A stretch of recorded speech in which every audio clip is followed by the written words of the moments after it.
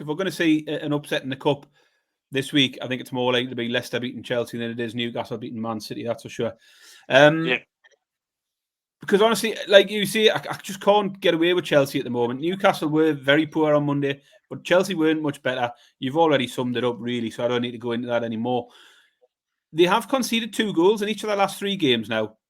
Newcastle, Brentford, and Leeds in the Cup, similar opposition, have all scored a couple of goals against Chelsea. And if Leicester go for this, which I think they will, I think they can push them.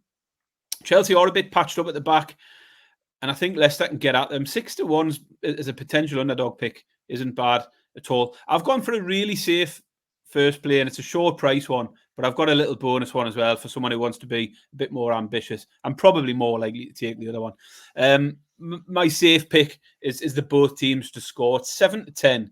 I don't mind what you've done adding the 2.5 over 2.5 on as well. Really, probably makes more sense. But both teams to score has hit 8 of the last 9 Chelsea games. Just the cup final with Liverpool, it didn't. So it's a short one, safe pick.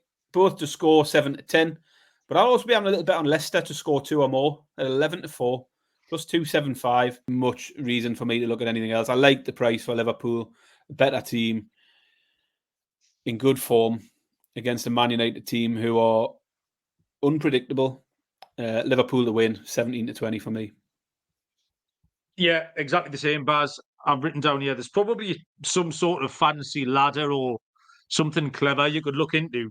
But I just think Liverpool can dick them. That's as far as I got. And at the price, I'm absolutely happy.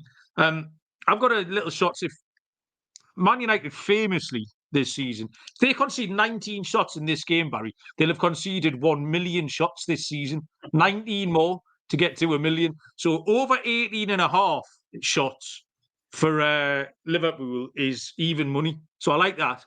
But you've just stopped at Liverpool. Liverpool at 5-6, -120. I'm seeing a little bit of -117 actually. I really don't know what West Ham are anymore. I do. Shite. Yeah. I mean, they stunk the place out for quite a while, didn't they? It took them ages to get their first win since the new year. Fans just start training on Moyes, and then they had those 2 comfortable wins against Everton and Brentford, which proved to be sort of possibly out of context with the rest of their form because they weren't very good against Freiburg in the Europa game. And then they had to come from 2 down to salvage a draw against Burnley at the weekend.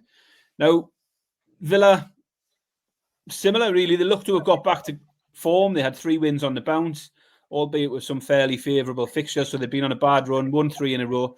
But then they were poor in the Europa against Ajax, and they were well beaten by Spurs.